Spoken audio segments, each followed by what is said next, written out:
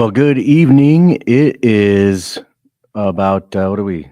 Saturday, Sunday, Monday, 72 hours out from the college football playoff national championship game. And Notre Dame's going to square off against Ohio State. I still have a hard time believing that that's actually true, but here we are. It is happening. Hey, before we dive in, just kind of hit the P's and Q's here. If you're on YouTube, go ahead and subscribe, click that alert bell, and give us a thumbs up so your algorithm's good on your feed and you'll be made aware every time we go live. If you're on Facebook, make sure you give the Dad and Lad podcast a follow. And also, if you're on listen to us by podcast on whatever podcast form you are, leave us a 5-star review and let us know you're there. We'll be taking questions here throughout the evening. So if you do have any questions, feel free to drop them in the chat. We'll be sure to acknowledge those in a segment later.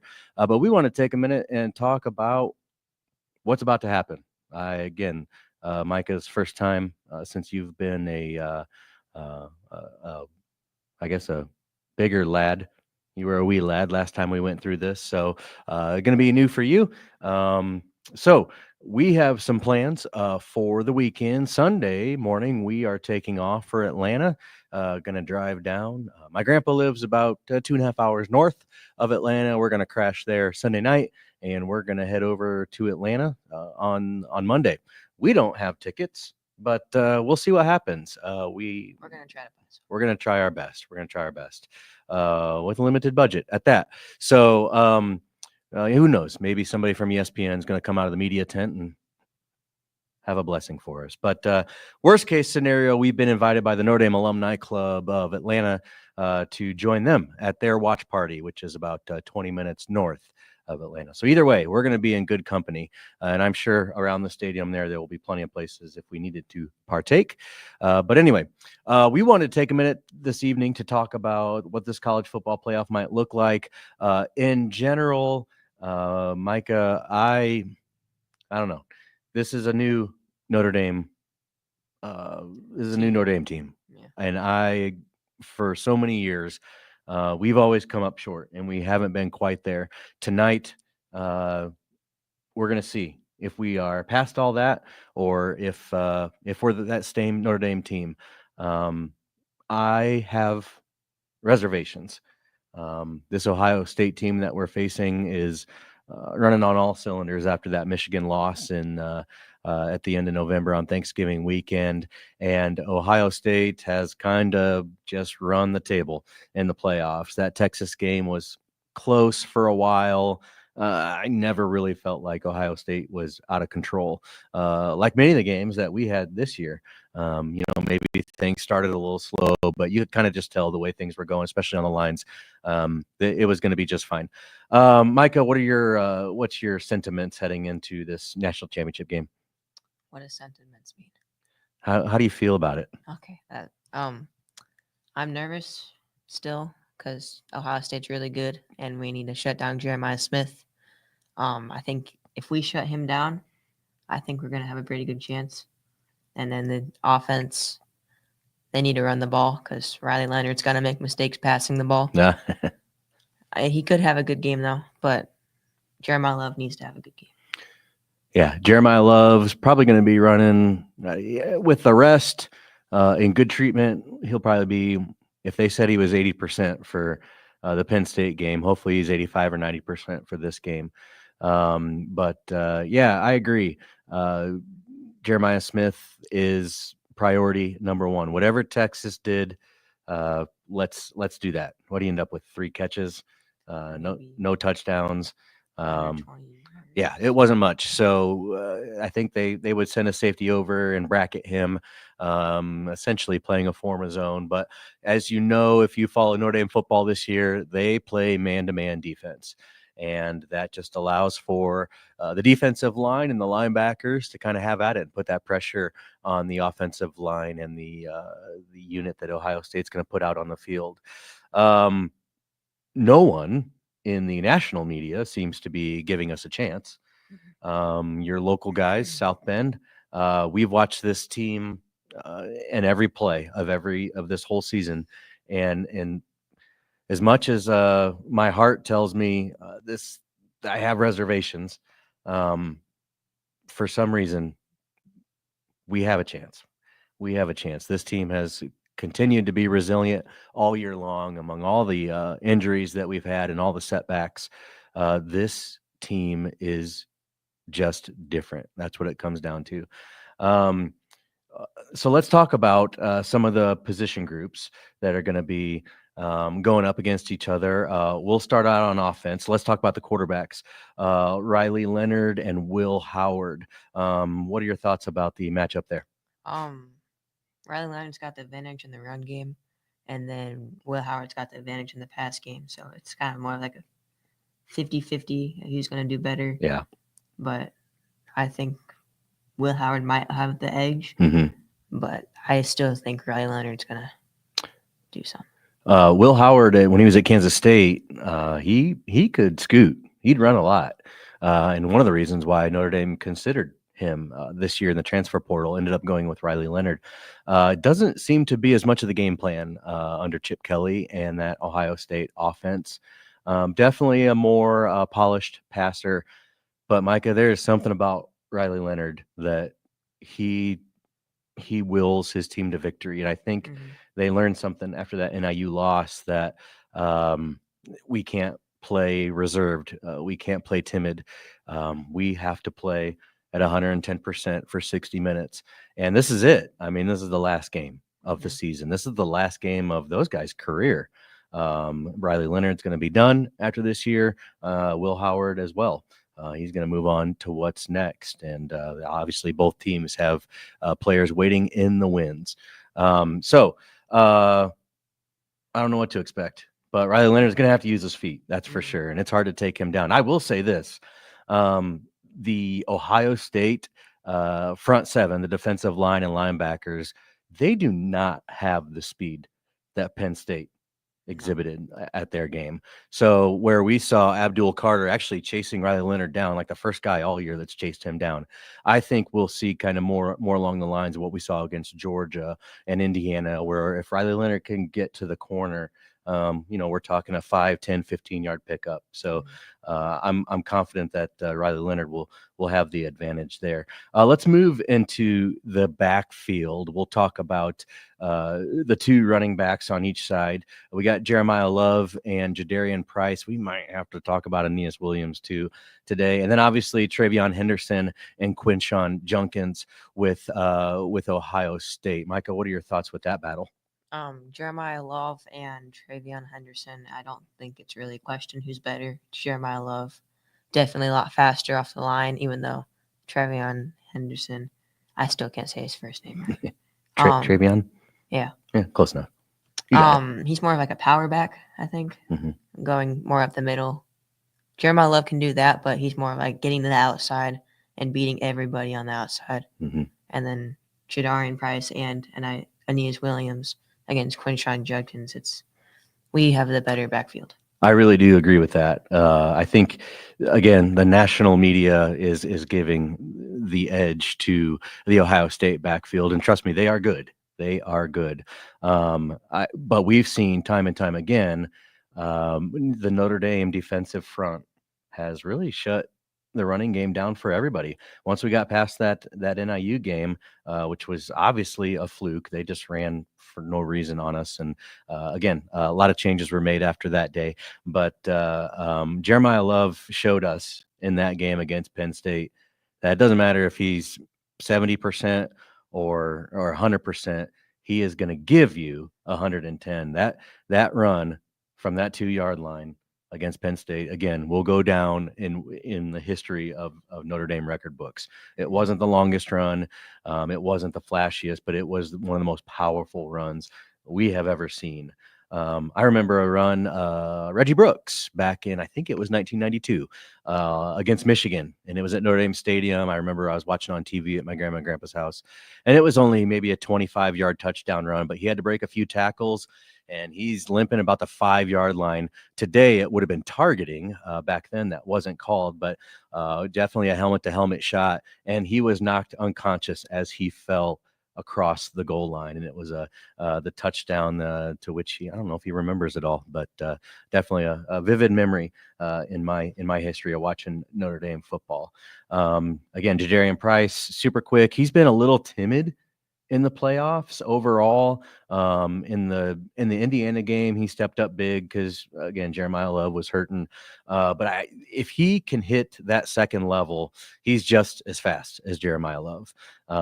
Aeneas Williams, again, our power back, kind of the man who gets his hands dirty, gets us that extra yardage, showed himself as a new running back against Penn State, where he caught an amazing pass out of the backfield, and then that guy, he's just a bowling ball going through the line. So if he can give us 10 good snaps and get us a few, especially on third down, just get us a few first downs, that's going to go a long way. Let's move to the outside. We'll talk about the wide receivers. So from all reports, Bo Collins is back in the fold, had a calf strain, come to find out, against Penn State, which is why you did not see him much. But we're going to have Bo Collins, Jaden Greathouse in the slot, and Jordan Faison out in the boundary. And you don't have the size, but you have quickness, you have route running capability,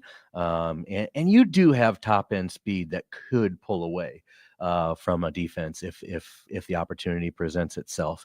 Now, getting the space to do so, that's where the challenge is going to be against that Ohio State secondary. I think you're going to see a lot of short routes, a lot of crossing patterns, some quick outs. Probably won't have time to have a whole lot of deep throws because you need 2 or 3 seconds, and that defensive front for Ohio State. I also think Riley Leonard's going to avoid Caleb Downs as much as he can. You think so? Yeah, going to throw away from him, huh? Yeah. Okay. Well, hopefully we don't see a repeat of any dumb throws like we saw in the Penn State game. We'll talk about some intangibles as we get towards the end of our episode tonight. So with the Ohio State wide receivers that just come in, again, nationally acclaimed, Jeremiah Smith, Emeka Egbuka, and Carnell Tate. If you recall, Carnell Tate was highly recruited by Notre Dame.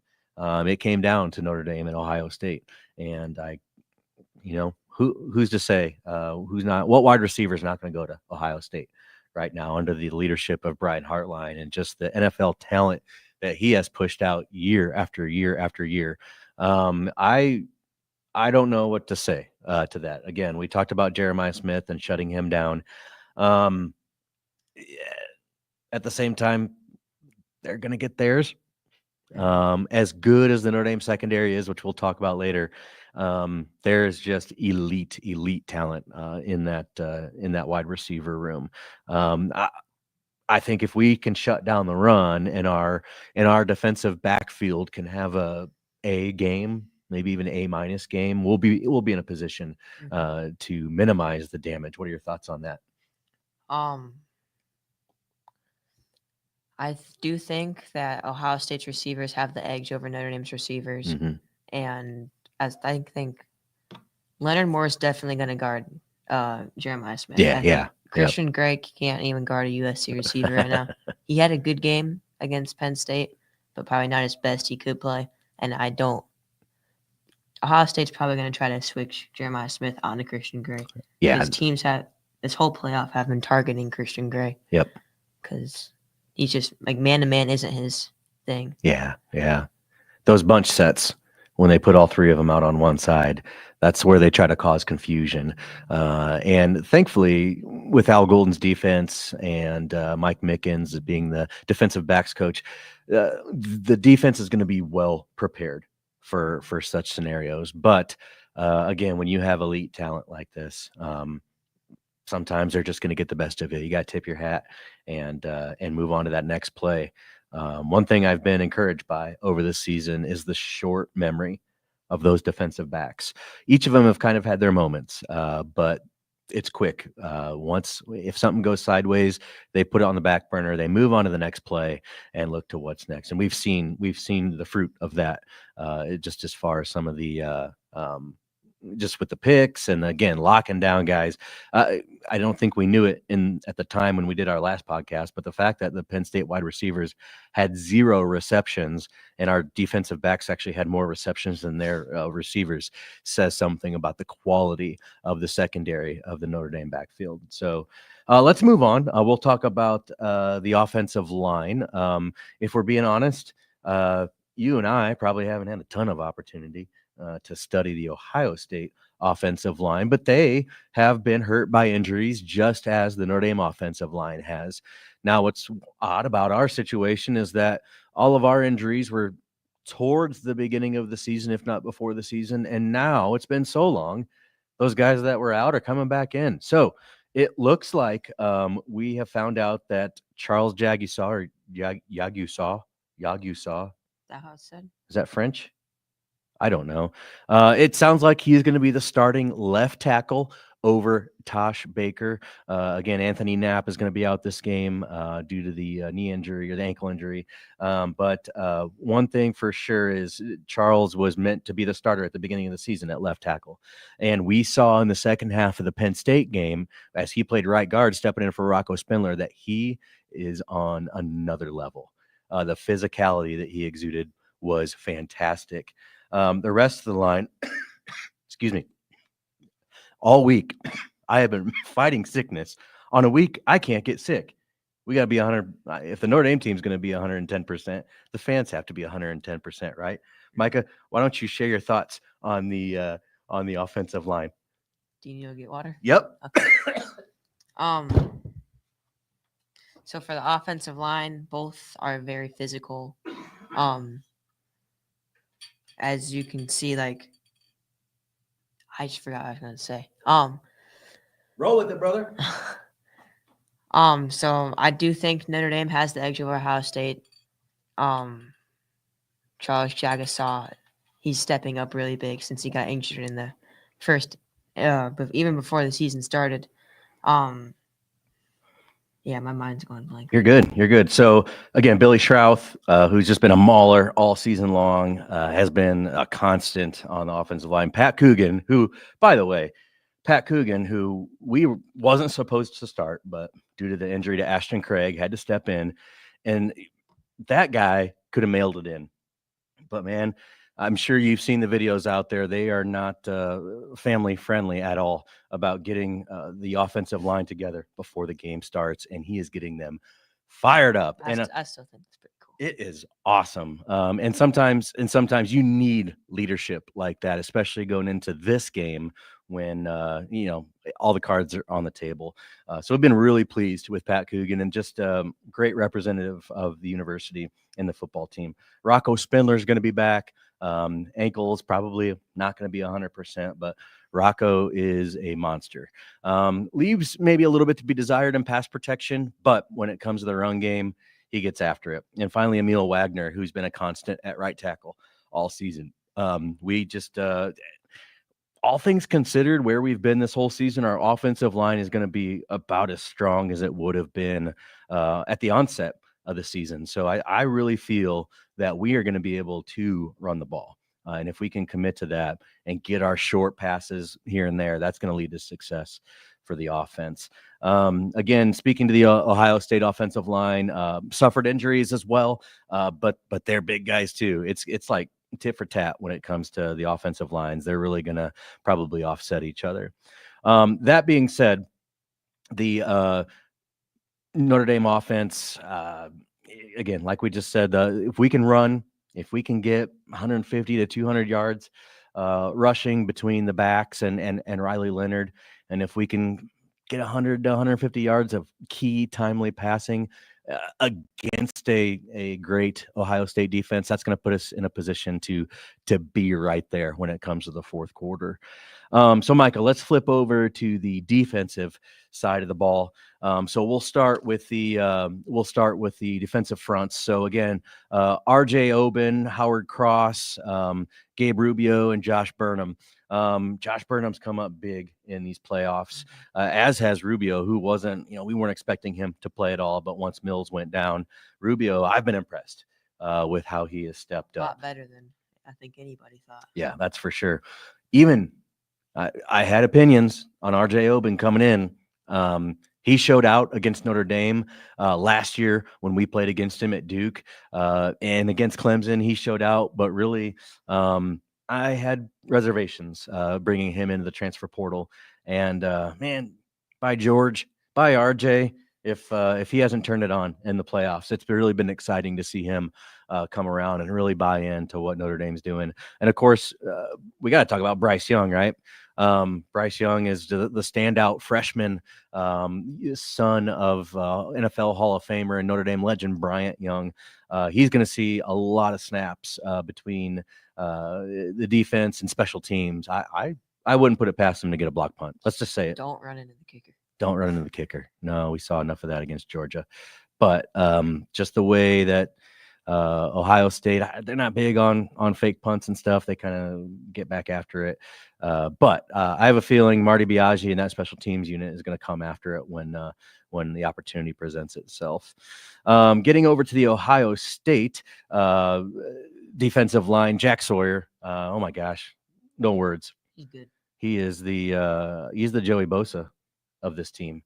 And it's gonna pose a problem for us.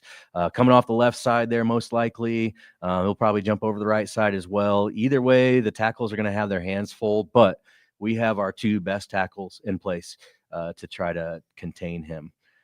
We saw in that game against Texas, again, his days are numbered at Ohio State, and he knows it, and he wants to go out on a high note. So he's going to be his motor is going to be running high. Again, there's only so much you can do that offensive line. If you can hold up and just get that extra second, Riley Leonard's going to be aware enough to at least side skirt or step up in the pocket and get a throw off if he needs to. And obviously his escapability is second to none. Real quick, you think they're going to run a QB spy? I don't think they need to. No, I once you say you're going to spy, that's going to open up doors for somebody to come out of the backfield for a reception, or there's enough time between the time you evade the pocket and get outside that the receivers, all that will break down, and they'll have to find an open spot in the zone. So I don't think we'll see a lot of spying by Ohio State, but that doesn't mean that they won't, because I'm not in the locker room, right? I don't want to be in that locker room ever. Anyway, all right. So let's get to the linebackers, the second level of the defense here. Again, we have seen, this is probably my favorite position group of the defense. We know the defensive line was decimated this season. The defensive backs, we know, have stepped up to the challenge once we lost Benjamin Morrison, and Jaden Mickey decided to pursue other things. But my gosh, I guess the personalities that we see on from the linebacking crew, Jack Kaiser, who's going to play in his 70th game as a Notre Dame football player, just unheard of. This is the last one. Yeah. Looking forward to what he can see on the next, or what he's going to do at the next level. So again, he's just kind of the constant, and he's the rock, the leader of that defense. He's going to be in position to make plays. He's going to get everybody in position to make plays. Drake Bowen is that next man in waiting. We have seen Drake Bowen just grow so substantially this season. You see him making calls and calling out shifts and protections, and it's just been so refreshing to see young guys step up. Only a sophomore. I don't even think he's 20 yet. Kingston Villamoasa, if he's not to 100% yet after that setback against USC, he's got to be close, because we saw some speed coming from him in that Penn State game. And then Junior Tui Alamaka. Yeah. And Jalen Sneed. That was the one I was trying to get to.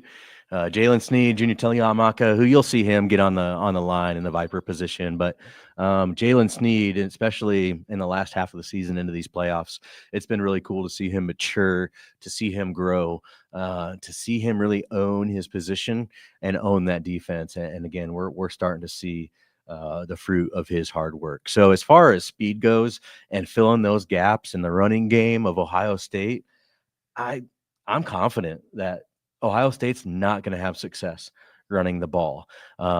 Now, if there's somebody falls, that happens. But if we're going man on man, one on one, we have the talent to hang there. So then we get into the defensive secondary: Leonard Moore, Christian Gray, Adon Schuler, and the man Xavier Watts. I don't think they get enough credit from our national friends. They are going to give that Notre Dame or the Ohio State wide receiver group. They're going to give them a run for their money. Every team that has come in with a highly touted passing attack has largely been shut down. Louisville, we saw some amazing plays from their wide receivers. The things that you could play the best defense in the world, but if the quarterback puts it in the right spot and the wide receiver can go up and make a play. Again, it's one of those, you tip your hat and you move on, but they have proven time and time again that they're going to step up to the plate and carry the back end. Micah, your thoughts? First of all, like you said, the linebackers were your favorite. Mhm. Safeties are my favorite. Like Xavier Watts, Adon Schuler, Rod Hurd. That's a really good group right there. And Adon Schuler is going to be really good in the next 2 years.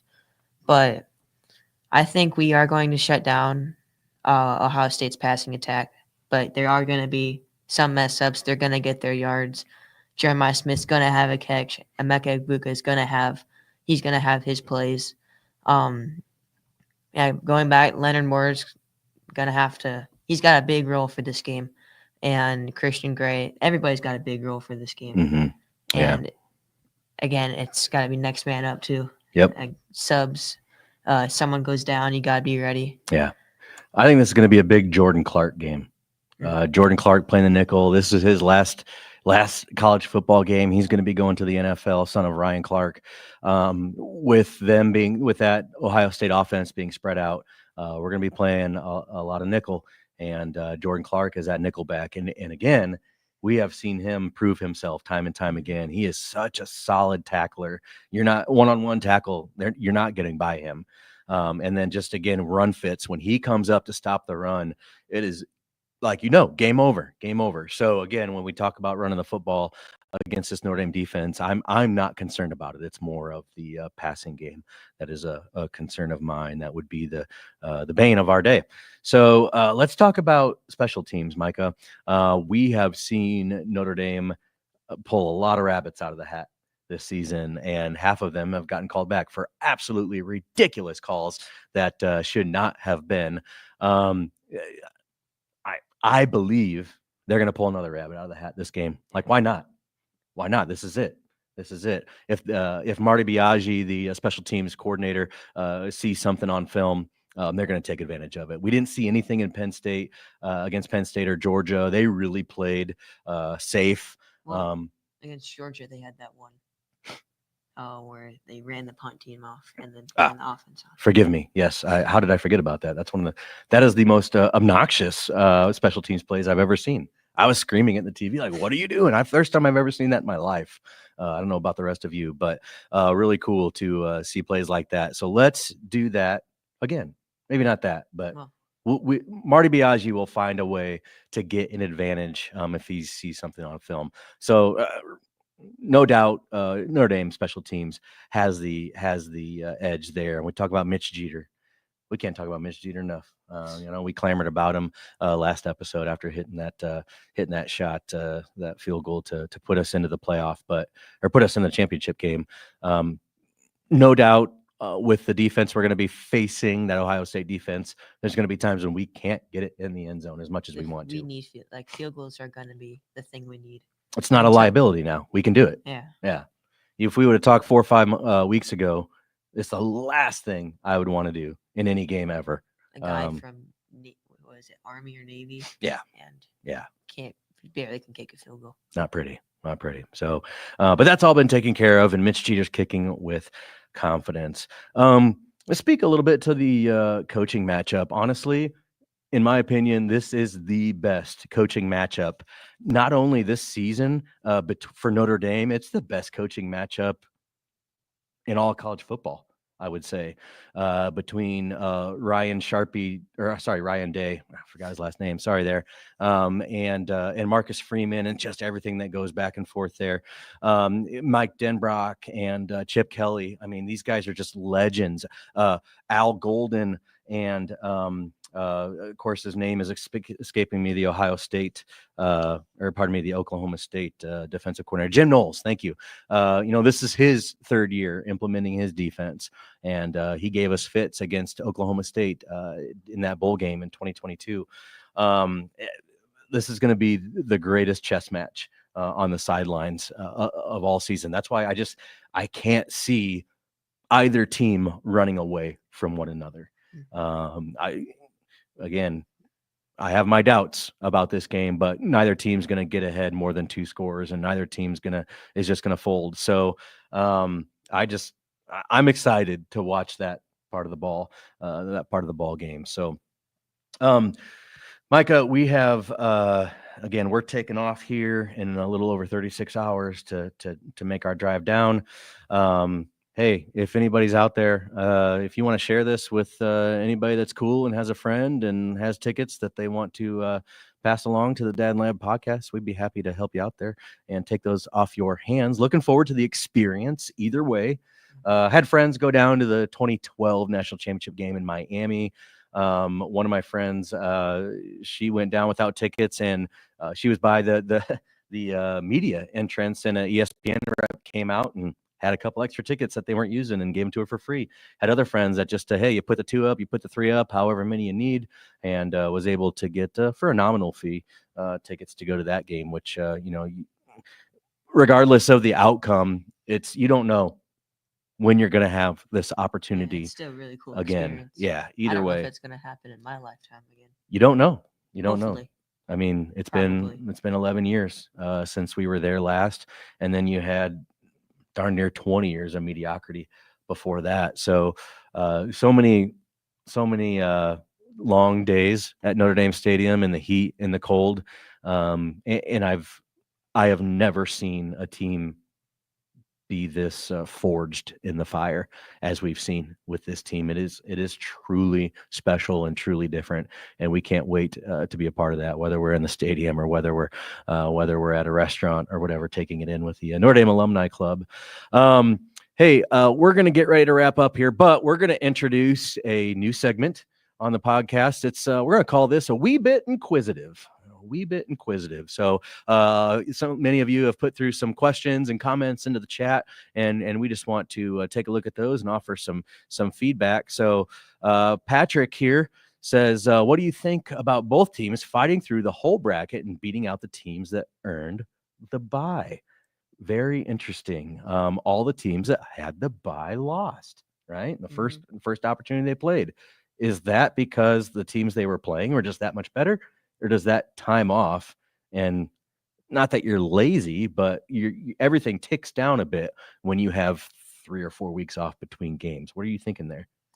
I saw a few things on Instagram the other day that they're going to be discussing that a lot more. The committee is going to be discussing that a lot more this season. Yeah. And it's SEC, I guess.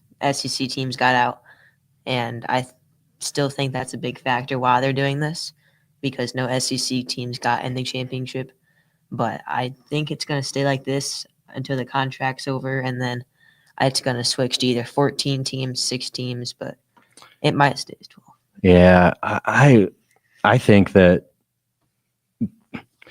it's supposed to be advantageous for those teams. But when you're SEC teams and the money and the power that goes with SEC, when you lose, all of a sudden, everybody starts shaking the tree a little bit. So I think if we go to that 14 or 16 team model, you almost have to do away with the bye. Maybe the top 2 seeds get a bye. I don't know exactly how all that would work out, but then you get into the challenge of the conference championship games and all the money involved there. It's so much football.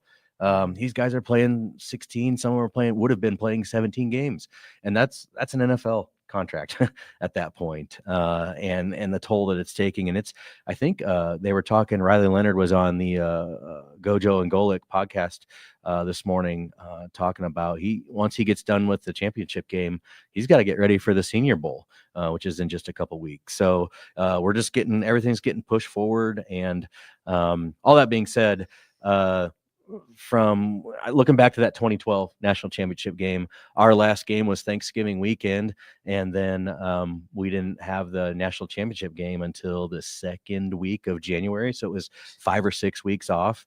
And I mean, any of us who have taken a week off of work and then come back and had to kind of get back in the swing of things, it takes a whole day to do so.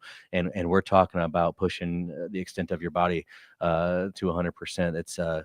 It's a challenge. So certainly something to think about and consider. Thanks, Patrick, for your question. Not so much a question here, but go Irish. Go Irish. Beat Buckeyes. Beat Buckeyes. Thanks, Eric. Appreciate you. Yeah. And Randy, thanks for chiming in. We're excited. We're excited for Jordan Clark and what he's going to be able to do. And again, it's his last game. So I don't know that you and I will have ever seen a more physical and hard fought football game than what we're going to witness Monday night. This is it. Scott, good to hear from you. Let's go. That's right. Glad you're able to get out to a game this year and enjoy, even if you were sitting right behind the visiting team band. I didn't know that's where your seats were going to be, but glad you were able to experience that with your family. Aaron, now, is he talking about like love in general is really good? Love. He commented that like we were talking about. It's not. He didn't capitalize his L. I mean, okay. It's Aaron. It's Aaron. So, hey, yeah, love is really good, even at 85 or 90%. So we're looking forward to what he can bring to the table. Eric chimes in. Lou Holtz always said the bowl games were a single game season unto themselves. And that's exactly what we're seeing. And you go to a bowl game and then you get to the next year and get ready for football. This is our third formal bowl game this season. Our fourth, if you count that home game. And we keep winning. That's what's so crazy about it. I can't believe it. So yeah, it is going to be a hard fought battle. Travis, thanks for chiming in. Appreciate the good wishes as we get ready to hit the road. We are driving. It's not an uncommon drive for us to head down south. So, you know what stinks? I was fully looking forward to going down to Atlanta, walking around downtown where everything's at in jeans and a t-shirt, maybe a hoodie, 50, 60 degree weather, maybe 70s if the Lord would provide such. Well, I think the high last I saw is going to be 28 degrees in Atlanta with a low of like 10. So, like around here. Yeah, we might as well just watch it from home. So we'll see how that all checks out. Oh, Katie, thanks for chiming in. Hi, Mom. Good job, Micah. Thanks. Yeah. Okay. All right, guys. Well, we're going to get ready to wrap up. Again, thank you for chiming in today and for taking part in the Dad Lad podcast. Again, if you are on YouTube, give us a like, give us a share, subscribe so you're made aware when we go live. If you're on Facebook, make sure you follow us and again, tell your friends about us. And again, we're gonna after this game, we'll have a recap of the game, and the tone of that will be dictated by how the game goes. Either way, we are fortunate to be here. At the beginning of the year, we thought it might be possible if the ball would bounce our way. And it did. Yeah, it sure did. It certainly isn't by luck that we're here. If anything, we have more things going against us than for us. We shouldn't be here, but that just speaks to the resiliency of this team and the quality of the coaching and leadership that we have. So yeah, like I said, I don't know if it'll be Tuesday following the game since we'll be traveling, but soon after the national championship game, we'll come back around and talk about our thoughts with that. And then we're going to get into our off-season schedule. So we're going to talk about 2024 and some of the things that we experienced there, both that we watched in football and things that we experienced as a as a father and son. And then once we get into spring practice, obviously we'll have a lot to talk about there. And then summer rolls around, and then the season starts, and we'll be ramping up at Miami to kick things off. A Carson Beck led Miami team, which, Micah, what did I say after the NIU game? Every game's a playoff game. Well, I said that too. I take that back. Not after NIU, after the Purdue game, I said we might not lose another game. Like the way they came out and just plastered them. And that carries over into next season. Like, honestly, if we do this on Monday, we're not losing against Miami. I can tell you that right now. Then we come home and face Texas A&M, and that's going to be bananas. So the one thing that was really cool, and we have that to look forward to, is that Indiana game at Notre Dame Stadium showed us how crazy Notre Dame Stadium can be and how it should be. So many years we call the wine and cheese crowd, and it's just a little quiet. We're not quiet. No. We don't waste our seats. We're as loud on every down as you should be, but I think we set a new bar, a new standard with that home field advantage that we had against that Indiana game. Anyway, I'm getting off on a tirade here. So again, thank you guys for joining us. Can't thank you enough for your support, your likes, your shares.